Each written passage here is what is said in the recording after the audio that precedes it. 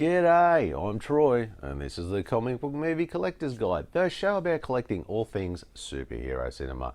And today, we're going to take a gander at Avengers Confidential, Black Widow and Punisher on DVD. And we're going to try and answer the question, so is this anime marvelous, or is it just punishing to watch? I don't know. What do you say we get into it?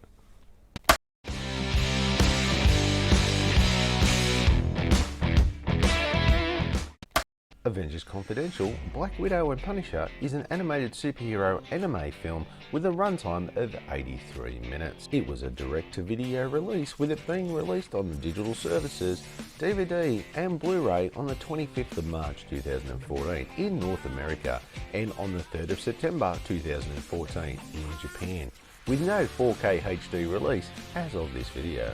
With the story by Marjorie Liu, the screenplay by Mitsutaka Hirota and directed by Kenichi Shimizu, the film was produced by Madhouse and Marvel Entertainment and distributed by Sony Pictures Home Entertainment and Sony Pictures Entertainment Japan. Okay, if we look at the case, how good does that look? Look at that beautiful painted cover.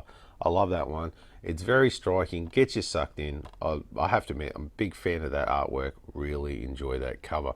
Now, if we look at the side, that spine doesn't look too bad. It does stick out on your shelf, which is what you want. It does look good. Now, as far as the back goes, this is where the bit of the letdown is, as it's got this, like, I think there's an explosion going on, and it gives this blurred look. Not a great shot, not a real lot of effort. They went to all that effort for the front, but then just sort of skimped on the back. Don't know what's going on there. Now, if we look at the disc, I think they skimped here too. Yeah, it's color, but it's just a blue disc. Nothing special, not even the cover or anything else. So a little disappointing there. Overall, see, this is the thing. The cover's great. The back just lets it down. I probably would have given it a higher score. So for this one, I'm going to go with an 8 out of 10. So, the story starts out with the Punisher on a mission to take out some criminals running a stolen weapons operation, but unknowingly interferes with a S.H.I.E.L.D. top secret mission led by Black Widow. Nick Fury persuades Punisher to join forces with Black Widow on a mission to stop Leviathan, a global terrorist organization that plans to sell S.H.I.E.L.D. technology to the highest bidder. But can the vigilante and the spy work together to prevent this technology from falling into the wrong hands and save the world? Ha-ha! Let's go save the world! So, look, the story idea is good, and the script's not too bad either, but it's very anime in its style, shall we say. But there is just one major sticking point for me, as it's the main plot point that the whole story revolves around, and it makes absolutely no bloody sense. So let me explain. Look, the main villain of the story is Elias Starr, who just happens to be an ex-S.H.I.E.L.D. agent and an old flame of Black Widow. So far so good. But here's the kicker. He left S.H.I.E.L.D. and Black Widow behind because he felt that he was an inadequate boyfriend to Natasha, so thought he would go off, become a superpowered villain, and become an equal, so she would love him more? Yep, that's it. That's the main plot point that this whole story hinges on. I mean, it's way too extreme a premise, but in saying that, it's kind of very anime story and overly dramatic, like a lot of anime is. So look, if you take that with a little grain of salt, then you can enjoy the rest of the story. But just don't look too deep into it, okay? Don't. Anyway, I'm going to give this a score of 23 out of 30. Look, for me, I think they did a cracker of a job on Punisher and Black Widow in this, as the Punisher is in his very classic interpretation of the character. And look, you know, I'm a big Punisher fan, and they get a thumbs up from me. Now, the Black Widow, I did enjoy this version, as I will keep saying throughout these reviews, it's very anime in its style, as she's like very flirty, sexy, and super deadly. And I feel that's kind of what that character is at her core.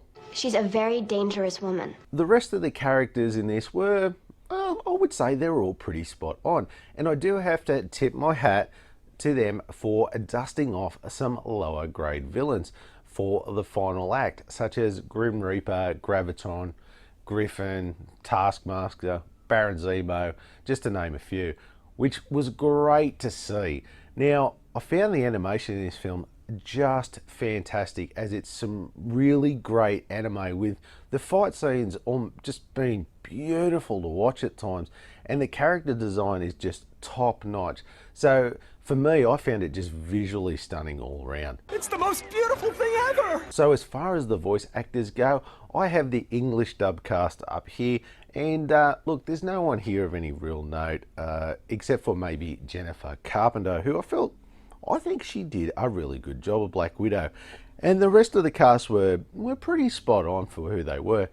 I did see a little criticism of Brian Bloom's Punisher, being very Christian Bale Batman-like, but I didn't really think that at all. You know, to me it sounded like very sort of what Punisher would have been in the early days. But, you know, and that was before Bale's Batman. So could you say Bale is coupling Punisher? Or is that just a bit of a stretch? That's a total stretch. I don't know, is it? Anyway, a great job all around on this one. And for me, I think I'm going to give this a deserved 20 out of 20. Okay, so this does have some special features, which is good, and it contains 2 featurettes. The first one is Espionage and Punishment, and the second is The Vigilante versus the Spy. But if you get the Blu-ray, you also get an additional bonus of some conceptual art gallery. Now, not really anything extra there if you want to buy the Blu-ray, but because you can see a lot of that art online anyway, but you know, you don't have to go down there if you don't want to. Now, the 2 featurettes are good, but probably should have just been put together as one, as I find when you watch both, you find them repeating themselves a lot, saying the same thing in both about the characters and the concepts and all that, and they just kind of keep going over there, retreading the same ground. So look, overall, I think it's good to see some, you know, featurettes on this, like on one of these DVDs for a change. So with that, I'm going to give it a score of 5 out of 10. Now, the critic score came in at 0%, and the audience score was 46%. Now, there was only one critic's review, hence no score as yet, but he bagged it out. But I think he kind of missed the point of the movie from what he wrote in his review. And as far as the audience score goes, that does seem pretty right, as I am very surprised at how split everyone is about this movie. They either hate it or they loved it. Me, I'm probably more on that love it side. And I think if you understand the characters at their core, then I think you will love this movie. But that's just my opinion on it. Anyway, if you round it up, you're going to get a score of 5 out of 10. Look, for me, I love this movie, and as a long-time Punisher fan, it's always good to see him in really anything. But in this, he was great, and I could watch a lot more of this anime version of the Punisher. Hell, for that matter of fact, I'd love to watch more version of this Black Widow as well.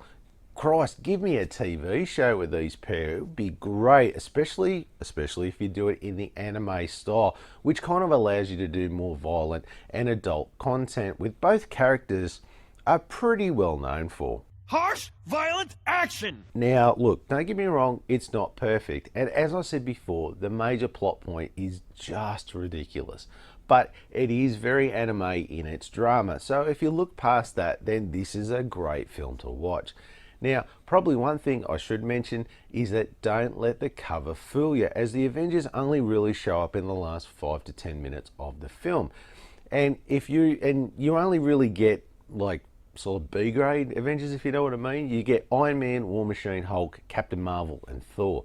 But the only one with any dialogue is Iron Man, which is really only there for comic relief. So this movie is primarily Punisher and Black Widow movie, and if you're coming to see the Avengers, you will be, take it away Herc, disappointed. So I did enjoy this movie a lot, so for that I am going to give this a score of 17 out of 20.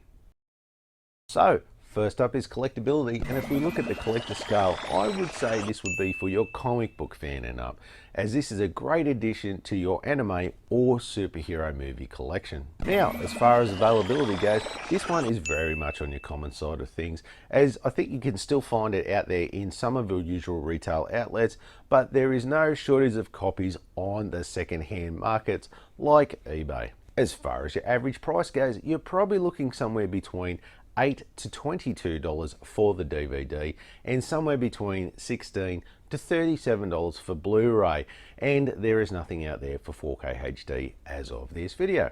Now for the final score, we get a grand total of 78 out of 100. Now that is a great score for a solid Marvel anime movie.